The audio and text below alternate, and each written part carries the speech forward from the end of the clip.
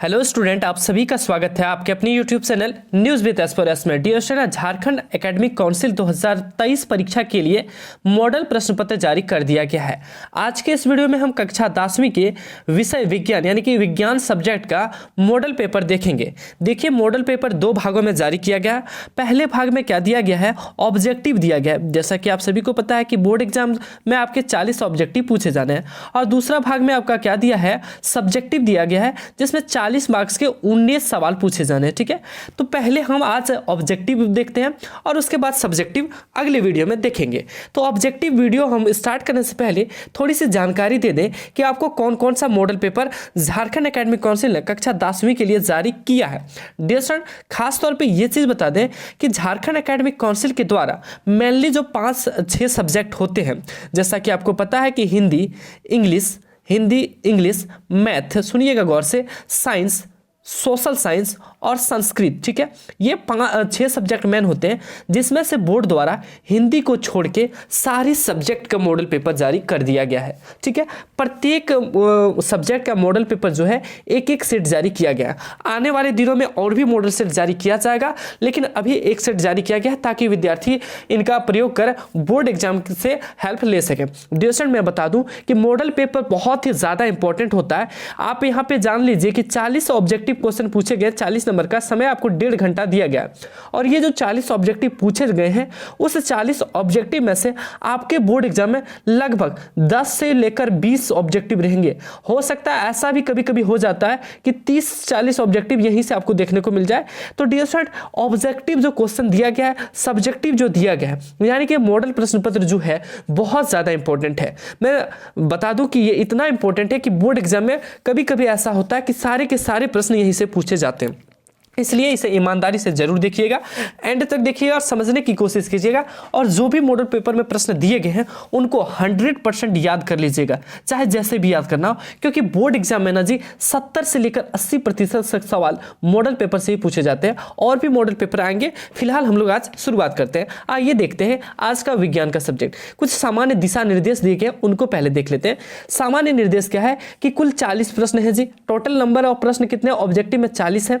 सभी प्रश्नों के उत्तर जो है अनिवार्य है। सभी प्रश्न के उत्तर क्या है, अनिवार्य है, यानी कि आपको टोटल आंसर देना है। प्रत्येक प्रश्न के लिए 1 अंक निर्धारित है, यानी कि अगर आप एक क्वेश्चन बनाते हैं तो आपको 1 नंबर मिलेगा। अगर गलत हो जाता है तो कोई अंक नहीं काटा जाएगा, लेकिन नंबर अगर सही होता है तो मिलेगा। अब बात कर लेते हैं एग्जाम कितने हैं सही। तो एग्जाम 40 नंबर का ऑब्जेक्टिव होगा 1.5 घंटे के लिए, और 40 नंबर का ऑब्जेक्टिव होगा फिर से 1.5 घंटे, यानी कि 3 घंटे का आपको समय दिया जाएगा। अब शुरुआत करते हैं आज के इस वीडियो को, क्योंकि इंट्रोडक्शन देना जरूरी था।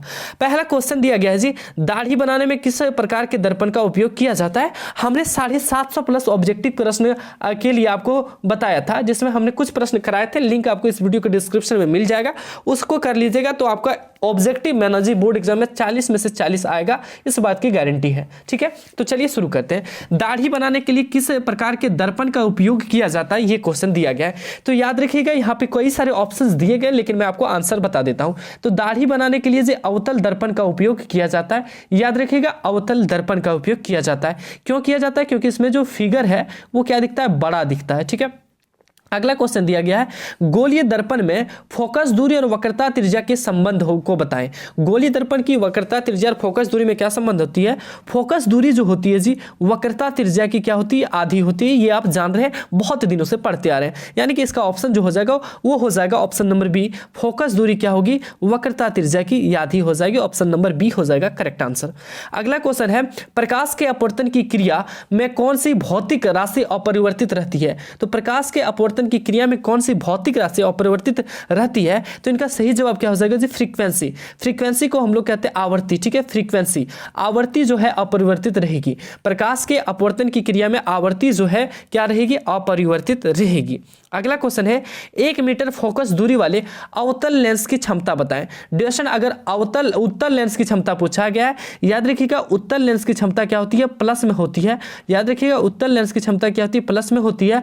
लेकिन अगर अवतल रहे, अगर अवतल लेंस रहे जी, तो याद रखिएगा उसकी जो क्षमता हो जाएगी वो माइनस में हो जाएगी, ठीक है, माइनस में हो जाएगी। तो यहाँ पे उत्तल लेंस है, तो उत्तल लेंस की जो आवर्धन होगी या फिर फोकस दूरी, तो क्या हो जाएगा, तो 1 डायोप्टर। सर कैसे जाने, तो पावर बराबर एक फॉर्मूला था जी 1/f, और f रहता है मीटर में, यहाँ पे 1 है और मीटर कितना दिया 1 मीटर, तो 1/1 कितना हो जाएगा जी, 1 ही ना हो जाएगा, तो 1 डायोप्टर का सही जवाब हो जाएगा। लेकिन अवतल रहता तो माइनस में आंसर होता। अगला क्वेश्चन दे रखा है 4 डायोप्टर वाले क्षमता वाले लेंस की, अवतल लेंस की फोकस दूरी।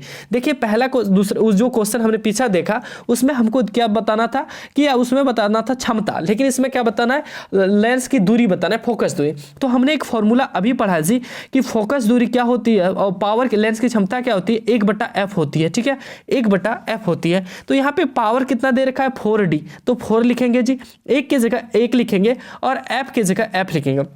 अब इनको जब आप गुना कीजिएगा तो क्या हो जाएगा, 4f बराबर 1 हो जाएगा। तो यहाँ से फोकस दूरी f बराबर कितना होगा, 1/4 हो जाएगा। 1 क्या है जी मीटर में, 4 क्या है मीटर में, तो आपको 1 से जब 4 को भाग दीजिएगा तो क्या आएगा 0.25 मीटर, 0.25 क्या आ जाएगा मीटर, लेकिन आंसर यहाँ पे मीटर में नहीं है, किसमें, सेंटीमीटर। तो क्या हो जाएगा 25 सेंटीमीटर, याद रखिएगा ऑप्शन नंबर बी हो जाएगा सही जवाब। अगला क्वेश्चन है जी 6ठा नंबर, वाहन के अग्रदीप में कहा गया है कि वाहन के अग्रदीप में किस दर्पण का उपयोग किया जाता है। वाहन के अग्रदीप कहने का मतलब आगे जो दीप लगा, आगे जो लगा रहता है दर्पण, उसमें किसका प्रयोग किया जाता है, तो अवतल दर्पण का प्रयोग किया जाता है। सर अवतल का ही प्रयोग क्यों किया जाता है, क्योंकि अवतल जो है प्रकाश की किरण को क्या करती है, फैलाती है जी। आप देखते होंगे गाड़ी की जो आगे लाइट लगा होता है वो बहुत दूर तक दिखाई देता है, बहुत चौड़ी जगह दिखाता है, तो अवतल दर्पण हो जाएगा। अगला क्वेश्चन दे रखा है, मानव नेत्र के जिस भाग पर किसी वस्तु का प्रतिबिंब बनता है, मानव नेत्र के जिस भाग पर किसी वस्तु का प्रतिबिंब बनता है वह क्या कहलाता है, दृष्टिपटल। और दृष्टिपटल का एक अन्य नाम भी है जी रेटिना। याद रखिएगा मानव नेत्र के जिस भाग पर किसी भी वस्तु का प्रतिबिंब बनता है उसे रेटिना कहते हैं। अगला क्वेश्चन है सामान्य नेत्र का दूर बिंदु क्या है जी, सामान्य नेत्र का दूर बिंदु पूछा है, दूर बिंदु जी इसका क्या हो जाएगा, अनंत हो जाएगा, दूर बिंदु अनंत। और अगर निकटतम पूछे जी, निकटतम बिंदु पूछे तो इसका सही जवाब क्या हो जाएगा, 25 सेंटीमीटर। अगर निकटतम पूछे तो 25 सेंटीमीटर और दूर पूछे तो अनंत होगा। अगला क्वेश्चन है नेत्र में जाने वाली प्रकाश की मात्रा को नियंत्रित कौन करता है, नेत्र में जाने वाली जो प्रकाश की मात्रा है, लाइट की जो मात्रा कौन नियंत्रित करती है, तो इनका जो सही जवाब हो जाएगा ऑप्शन नंबर क्वेश्चन नंबर 9 का जो सही जवाब हो जाएगा वो हो जाएगा पुतली। क्या हो जाएगा, पुतली। प्रकाश की मात्रा को नियंत्रित कौन करता है, पुतली करता है, याद रखिएगा। अगला क्वेश्चन है मानव नेत्र में प्रतिबिंब की प्रकृति क्या होती है, मानव नेत्र में प्रतिबिंब कैसा बनता है ये पूछ रहा है, तो इसका सही जवाब हो जाएगा उल्टा और वास्तविक। क्या बनता है, उल्टा और वास्तविक। अब सर बोलेंगे कि आप सर उल्टा बोल रहे हैं तो हमारी आंख में क्या उल्टा प्रतिबिंब बनता है, जी आपकी आंख में उल्टा प्रतिबिंब बनता है, लेकिन वो जो माइंड है आपका दिमाग उसको सीधा कर देता है। लेकिन इसका सही जवाब क्या हो जाएगा, उल्टा और वास्तविक। अगला क्वेश्चन दे रखा है 1 किलोवाट घंटा KWH, किलोवाट घंटा निम्न में से किसकी इकाई है, तो इसका सही जवाब हो जाएगा जी 1 किलोवाट जो घंटा है वो किसकी इकाई है, तो शक्ति का, शक्ति की इकाई क्या है, 1 किलोवाट घंटा। ऊर्जा का इकाई क्या है जी, जूल है, ऊर्जा का क्या है, जूल है। बल का क्या है जी, न्यूटन है, बल की इकाई क्या है, न्यूटन है। और विद्युत धारा का क्या है, एम्पियर है, विद्युत धारा का क्या है, एम्पियर है। तो शक्ति का ऐसा ही मात्रक क्या होता है, 1 किलोवाट घंटा, ठीक है। अगला क्वेश्चन दे रखा है कूलम्ब किसका एसआई मात्रक है, कूलम्ब किसका एसआई मात्रक है, तो याद रखिएगा विद्युत आवेश का एसआई मात्रक क्या है, कूलम्ब है, ठीक है। विद्युत आवेश का एसआई मात्रक कूलम्ब है। कभी कभी क्वेश्चन पूछा जाता है कि विद्युत आवेश का एसआई मात्रक क्या है, तो इसका सही जवाब हो जाएगा कूलम्ब। और यहाँ पे पूछा है कूलम्ब किसका एसआई मात्रक है, तो विद्युत आवेश का, ठीक है। अगला क्वेश्चन देखते हैं विद्युत मोटर एक युक्ति है जो परिवर्तित करती है, विद्युत मोटर एक युक्ति है जो परिवर्तित करती है। क्या करती है जी, आंतरिक ऊर्जा को विद्युत ऊर्जा में, नहीं जी, विद्युत ऊर्जा को आंतरिक ऊर्जा में परिवर्तित करती है। विद्युत मोटर क्या करता है, विद्युत ऊर्जा को यांत्रिक ऊर्जा में परिवर्तित करता है। ऑप्शन नंबर बी हो जाएगा सही जवाब। कई स्टूडेंट रासायनिक लिखेंगे लेकिन रासायनिक नहीं होगा, रासायनिक हम लोग कहते हैं केमिकली, लेकिन यहाँ पर केमिकली कोई चीज होता नहीं है। यहाँ पे क्या होता है, विद्युत ऊर्जा किसमें जाती है, आंतरिक ऊर्जा में परिवर्तित हो जाती है। ऑप्शन बी होगा सही जवाब। अगला क्वेश्चन दे रखा है जल का विद्युत अपघटन किस प्रकार की अभिक्रिया है। जल का विद्युत अपघटन कहने का मतलब है जी, जल होता है H2O, जब इसमें इसमें विद्युत करंट पास करते हैं तो कैसा होगा, तो सर H2 और O2 में टूट जाएगा, H2 और O2 में टूट जाएगा। सर टूटना क्या कहलाता है, वियोजन कहलाता है। सर टूटना क्या कहलाता है, वियोजन कहलाता है, क्योंकि एक चीज जब दो भागों में टूट जाए, दो से अधिक भागों में टूट जाए तो टूटना को हम लोग वियोजन अभिक्रिया कहते हैं। तो सही जवाब हो जाएगा ऑप्शन बी। अगला क्वेश्चन दे रखा है CuO प्लस H2 CuH2O दिए गए हुए अभिक्रिया में किस पदार्थ का उपचयन हो रहा है। सर उपचयन कहने का मतलब है ऑक्सीजन की कमी, ऑक्सीजन की कमी होना उपचयन कहलाता है, और अपचयन क्या कहलाता है, ऑक्सीजन की वृद्धि होना। तो ऑक्सीजन की कमी यहाँ पे किसमें आपको दिखने को मिला है, देखिए यहाँ Cu के साथ ऑक्सीजन था, लेकिन जब इधर गया ऑक्सीजन क्या हो गया, खत्म हो गया, यानी कि ऑक्सीजन की कमी हुई। तो इसका सही जवाब क्या हो जाएगा, ऑप्शन नंबर ए CuO। ठीक है, अगला क्वेश्चन देखते हैं 16वां नंबर। दिए गए चित्र में किस प्रकार की अभिक्रिया हो रही है, ये जो चित्र है जी इसमें किस प्रकार की अभिक्रिया हो रही है। सर चित्र को देख के कैसे अभिक्रिया पहचान करें, देखिए यहाँ पे कॉपर सल्फेट दे रखा है जी, क्या दे रखा है, कॉपर सल्फेट दे रखा है, और लोहे की कील को, आयरन को जब हम लोग ऐड करते हैं तो कैसा होता है, तो यहाँ पे जो सही जवाब हो जाएगा ना, ये हो जाएगा संयोजन, सॉरी ये जो जवाब हो जाएगा वो हो जाएगा विस्थापन अभिक्रिया। सर कैसे होता है, तो कॉपर सल्फेट CuSO4 जब आयरन के साथ Fe के साथ अभिक्रिया करती है तो क्या बनता है जी, FeSO4 बन जाता है, और Cu चच्चा को अलग कर देता है, Cu को क्या करता है, अलग कर देता है, यानी कि विस्थापित कर देता है, विस्थापित कर देता है, तो विस्थापन अभिक्रिया हो जाएगा। ठीक है, अगला क्वेश्चन है निम्नलिखित में कौन प्राकृतिक सूचक है। देखिए प्राकृतिक सूचक का उदाहरण, यानी कि जो नेचुरल है, मिथाइल ऑरेंज नाम से ही क्लियर है, ये कृत्रिम है, फिनोल्फेथिलीन जो है कृत्रिम है, लिटमस पत्र जी, लिटमस पत्र क्या है, नेचुरल है, यानी कि ये प्राकृतिक सूचक का उदाहरण है। सर इसके अलावा और क्या ऑप्शन हो सकते हैं, इसके अलावा हल्दी जी, हल्दी याद रखिएगा लिटमस पत्र के जैसे ही एक सूचक का उदाहरण है हल्दी, प्राकृतिक सूचक का। इसके बाद सर क्या ऑप्शन हो जाएगा, तो इसके बाद सर प्याज, क्या है जी, प्याज, प्याज भी क्या है, तो प्राकृतिक सूचक का उदाहरण है। अगला क्वेश्चन देखते हैं, अगला है किसी विलयन का pH मान 10 है तो वह निम्नलिखित में से क्या होगा। पूछा है अम्ल होगा, लवण होगा, उदासीन होगा, क्षार होगा। सर 10 से कैसे जाने के क्या होगा, तो याद रखिएगा मैं एक छोटा सा चीज बता देता हूं। देखिए परास होता है 0 से लेकर 14 तक, 0 से लेकर 14 तक pH स्केल का परास होता है, बीच में होता है 7, बीच में होता है 7 जी। 7 से जो पीछे होगा 0 की तरफ जो आएगा, 7 से जो कम होगा, कहने का मतलब गुरु जी 7 से कम हम लोग समझ रहे हैं, 7 से कम जो होगा वो क्या होगा, 7 से कम क्या होगा, तो सर 7 से जो कम होगा वो अम्ल होगा, 7 से कम क्या होगा, अम्ल होगा। सर 7 से ज्यादा भी तो कुछ होगा जी, 7 से जो ज्यादा होगा उससे हम लोग क्षार या फिर क्षारक कहेंगे, क्षार या फिर क्षारक कहेंगे। ठीक है, क्षार या फिर क्षारक कहेंगे। अब सर 7 जो बच गया वो क्या होगा, सर 7 जो बच गया वो क्या होगा, तो उदासीन होगा, क्षार जो 7 बच गया वो उदासीन होगा। सर अब कहने का मतलब हम समझ गए कि 10 का मान पूछा है तो 10 किधर है सर, 7 से आगे है, यानी कि प्लस है, तो क्या हो जाएगा, क्षार हो जाएगा। सर बहुत अच्छा समझ गए। चलिए एक बार मैं बता दूं तो अम्ल क्या हो जाएगा, अम्ल 0 से लेकर कहां तक हो जाएगा जी, 6 तक हो जाएगा। अगर पॉइंट में दिया है तो आगे होगा, लेकिन पॉइंट में नहीं देगा, 0 से 6 तक। लवण क्या हो जाएगा जी, सर अम्ल और जब लवण को मिलाते हैं ना, अम्ल और जब क्षार को मिलाते हैं तो लवण होता है, तो ये लवण का कोई pH यहाँ पे नहीं होगा। उदासीन का सर वैल्यू 7 हुआ, और क्षार जो है 7 से 14 तक हो गया। बिल्कुल सर समझ गए, बहुत अच्छा लगा, उम्मीद है। ठीक है, आगे देखते हैं, क्योंकि बोर्ड एग्जाम में ना यहाँ बदल देता है, कभी 10 की जगह 8 कर देगा, कभी 9 कर देगा, मतलब चेंजेस होगा। ठीक है, दिक्कत नहीं होगी आपको। अगला है दिया गया चित्र क्या सूचित करता है। ये जो चित्र है जी वो क्या सूचित करता है, देखिए ऑप्शन से ही क्लियर हो गया होगा।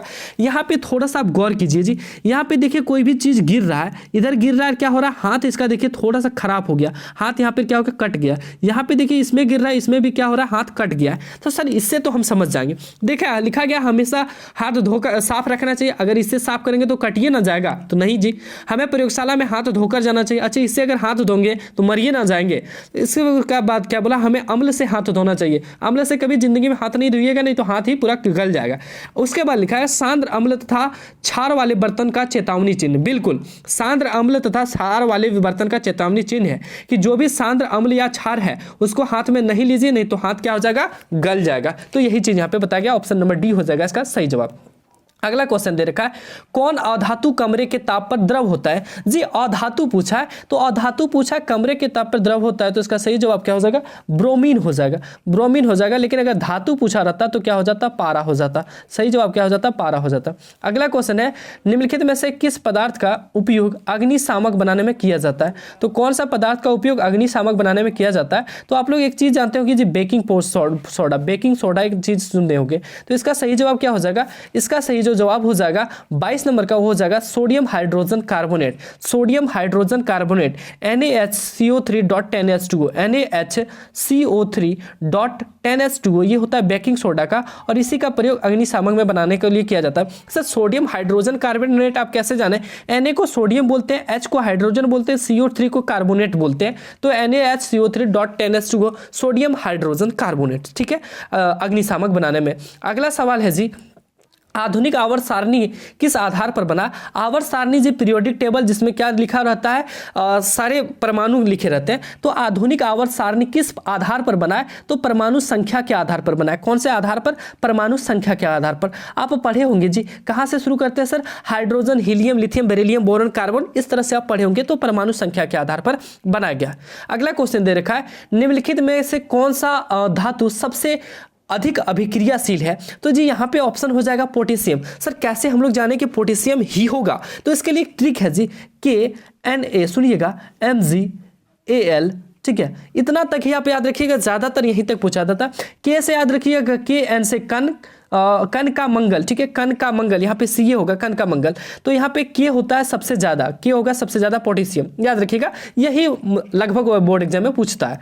अगला क्वेश्चन है, पृथ्वी की भूप्रपटी में प्राकृतिक रूप से पाए जाने वाले तत्व या यौगिक को क्या कहते हैं। पृथ्वी के अंदर या फिर भूप्रपटी में जो चीज पाया जाता है उसको क्या कहते हैं, खनिज कहते हैं, ठीक है।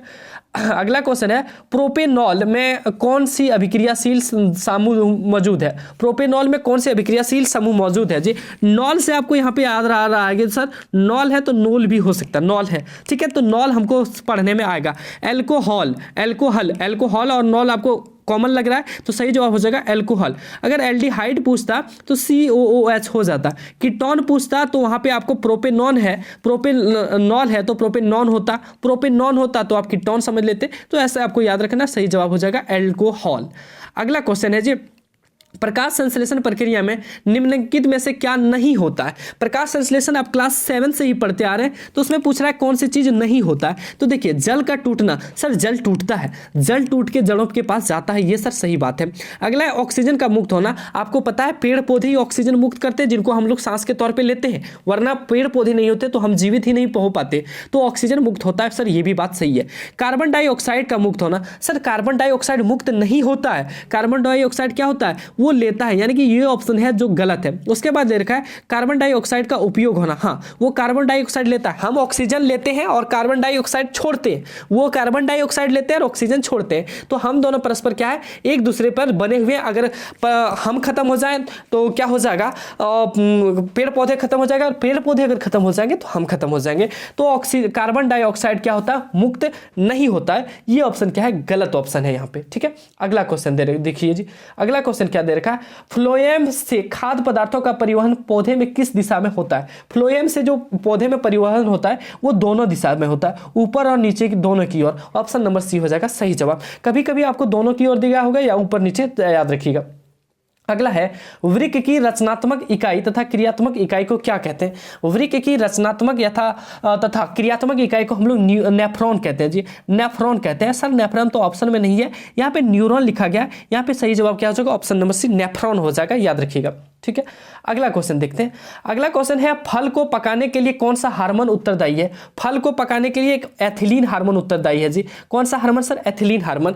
एथिलीन हार्मोन सर कहाँ मिलेगा, तो बाजार में आपको मिल जाएगा, आप खरीद लीजिएगा और आम को पकाइएगा, ठीक है। अगला क्वेश्चन है, अगला क्वेश्चन है, एस्ट्रोजन स्रावित होता है। एस्ट्रोजन स्रावित कहां से होता है, तो वृषण द्वारा होता है। एक्चुअली जो एस्ट्रोजन पाया किस में जाता है, तो एस्ट्रोजन जो है पुरुष में पाया जाता है, तो पुरुष में पाया जाता है, इसलिए वृषण होगा, क्या हो जाएगा, वृषण होगा। और एक चीज होता है प्रोजेस्ट्रॉन, क्या होता है जी सर, प्रोजेस्ट्रॉन होता है, एक प्रोजेस्ट्रॉन। प्रोजेस्ट्रॉन कहां पाया जाता है जी, प्रोजेस्ट्रॉन कहां पाया जाता है, तो स्त्रियों में पाया जाता है। अगर प्रोजेस्ट्रॉन रहे तो याद रखिएगा अंडाशय होगा, प्रोजेस्ट्रॉन रहे तो अंडाशय होगा, लेकिन अगर एस्ट्रोजन रहे तो वृषण होगा, ठीक है। अगला चीज देखते हैं। अगला है, नर युग्मक और मादा युग्मक के संलयन को कहते हैं। नर युग्मक और मादा युग्मक के संलयन को कहते हैं, क्लास 8 में भी आपने पढ़ा था, क्लास 8 में पढ़ा था निषेचन, और क्लास 10th में तो है ही निषेचन। अगला है दिए गए चित्र में कौन सा जनन हो रहा है। ये जो चित्र है इसमें कौन सा जनन हो रहा है, और बिलीव मानिए ये बोर्ड एग्जाम में कई बार पूछा है, लगभग 10 से 15 बार पूछ चुका है जब से झारखंड बोर्ड एग्जाम लेना शुरू किया तब से। तो ये कौन सा चित्र है जी, सर ये हाइड्रा का चित्र है, सर ये हाइड्रा का चित्र है। और हाइड्रा में किस विधि द्वारा जनन होता है, तो मुकुलन विधि द्वारा जनन होता है, याद रखिएगा, ठीक है, मुकुलन विधि द्वारा। ये चित्र देखिएगा मुकुलन। अगला है पक्षी और चमगादड़ के पंख है, पक्षी और चमगादड़ के पंख है। देखिए दो चीजें होती है, एक समजात अंग होता है और एक असमजात अंग होता है, और या फिर इसको समरूप भी बोलते हैं, असमजात या फिर समरूप भी बोलते हैं, और एक अवशेषी अंग होता है। मैं आपको थोड़ा सा बता देता हूं, समजात अंग उसको कहते हैं जी जिसमें क्या होता है, दिखने में समान होता है, ठीक है, लेकिन कार्य अलग अलग होते हैं। दिखने में जो है समान होता है लेकिन कार्य क्या होता है, अलग अलग होता है। लेकिन पक्षी और चमगादड़ के क्या है, दिखने में समान है, कार्य क्या है, सेम है, तो ये नहीं होगा। तो सही जवाब क्या हो जाएगा, असमजात अंग। पक्षी और चमगादड़ के पंख कैसे हैं, असमजात या फिर समरूप भी बोल सकते हैं। समरूप से तो क्लियर हो ही गया होगा सर, देखने में एक समान है, समरूप देखने में एक समान है लेकिन क्या है, कार्य अलग अलग है। अगला है मेंडल अपने प्रयोग के लिए कौन सा पौधा चुना। मेंडल ने अपने प्रयोग के लिए कौन सा पौधा चुना जी, तो बिल्कुल अच्छे से आपने पढ़ा होगा, मटर का पौधा चुना था, ठीक है।